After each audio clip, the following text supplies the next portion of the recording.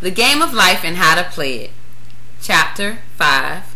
The Law of Karma and the Law of Forgiveness. Man receives only that which he gives. The game of life is a game of boomerangs. Man's thoughts, deeds, and words return to him sooner or later with astounding accuracy. This is the law of karma, which is Sanskrit for come back. Whatsoever a man soweth, that shall he also reap. For example, a friend told me this story of herself, illustrating the law. She said, I make all my karma on my aunt. Whatever I say to her, someone says to me. I am often irritable at home, and one day said to my aunt who was talking to me during dinner, no more talk, I wish to eat in peace.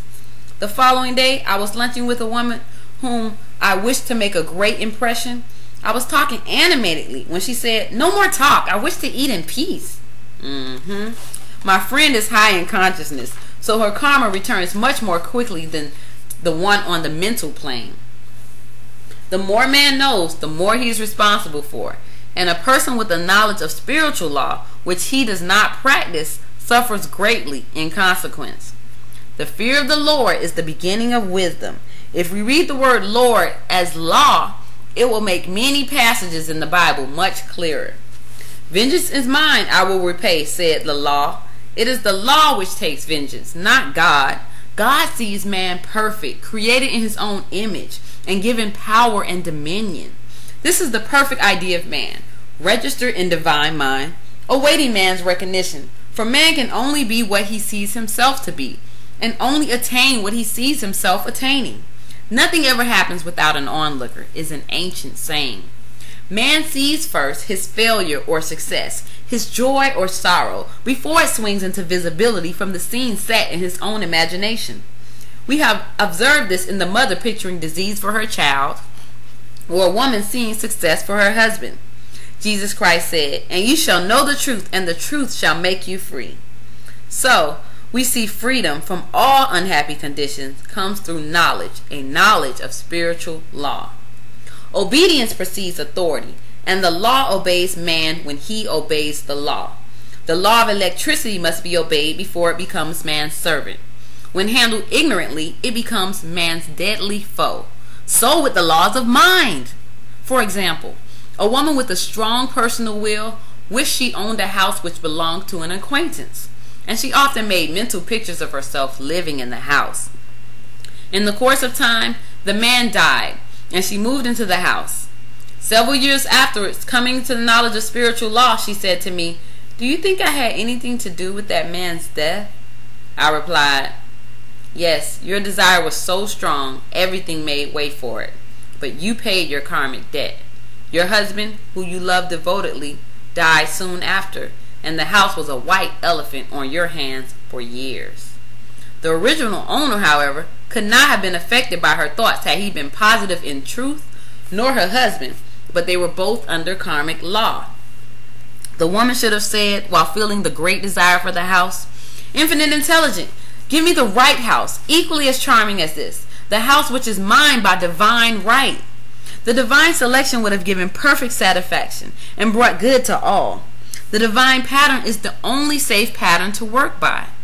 Desire is a tremendous force and must be directed in the right channels, or chaos ensues.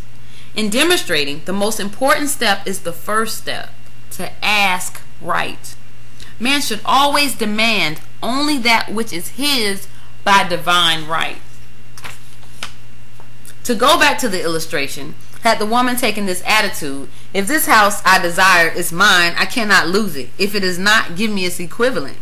The man might have decided to move out harmoniously, had it been the divine selection for her, or another house would have been substituted.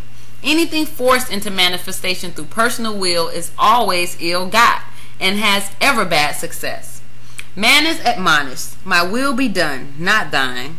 And the curious thing is, man always gets just what he desires when he does relinquish personal will, thereby enabling infinite intelligence to work through him. Stand ye still and see the salvation of the law. For example, a woman came to me in great distress. Her daughter had determined to take a very hazardous trip, and the mother was filled with fear. She said she had used every argument, had pointed out the dangers to be encountered, and forbidden her to go. But the daughter became more and more rebellious and determined. I said to the mother, "You are forcing your personal will upon your daughter, which you have no right to do, and your fear of the trip is only attracting it. For man attracts what he fears." I added, "Let go and take your mental hands off. Put it in God's hands and use this statement. I put this situation in the hands of infinite love and wisdom. If this trip is the divine plan, I bless it and no longer resist. But if it is not divinely planned, I give thanks that it is now dissolved and dissipated." A day or two after that, her daughter said to her, "Mother, I have given up the trip," and the situation returned to its native nothingness. It is learning to stand still, which seems so difficult for man. I will deal more fully with this law in the chapter on non-resistance. I will give another example of sowing and reaping, which came in the most curious ways. A woman came to me saying she had received a counterfeit $20 bill given to her at the bank. She was much disturbed, for she said, "The people at the bank will never acknowledge their mistake." I replied, "Let us analyze the situation and find out why you attracted it." She thought a few moments and exclaimed, "I know, I sent a friend a lot of stage money just for a joke." So the law had sent her some stage money, for it doesn't know anything about jokes. I said, now we will call on the law of forgiveness and neutralize the situation. Christianity is founded upon the law of forgiveness. Christ has redeemed us from the curse of the karmic law, and the Christ within each man is his redeemer and salvation from all inharmonious conditions. So I said, Infinite Spirit, we call on the law of forgiveness and give thanks that she is under grace and not under law, and cannot lose this $20 which is hers by divine right. Now, I said, go back to the bank and tell them fearlessly that it was given you, there by mistake. She obeyed, and to her surprise, they apologized and gave her another bill, treating her most courteously. So knowledge of the law gives man power to rub out his mistakes. Man cannot force the external to be what he is not. If he desires riches, he must be rich first in consciousness. For example, a woman came to me asking treatment for prosperity. She did not take much interest in her household affairs, and her home was in great disorder. I said to her, if you wish to be rich, you must be orderly. All men with great wealth are orderly, and order is heaven's first law. I added, you would never be rich with the burnt match and the pincushion. She had a good sense of humor and commenced immediately putting her house in order. She rearranged furniture, straightened out bureau drawers, cleaned rugs, and soon made a big financial demonstration, a gift from a relative. The woman herself became made over and keeps herself keyed up financially by being ever watchful of the external and expecting prosperity, knowing God is her supply. Many people are in ignorance of the fact that gifts and things are investments, and that hoarding and saving invariably lead to loss.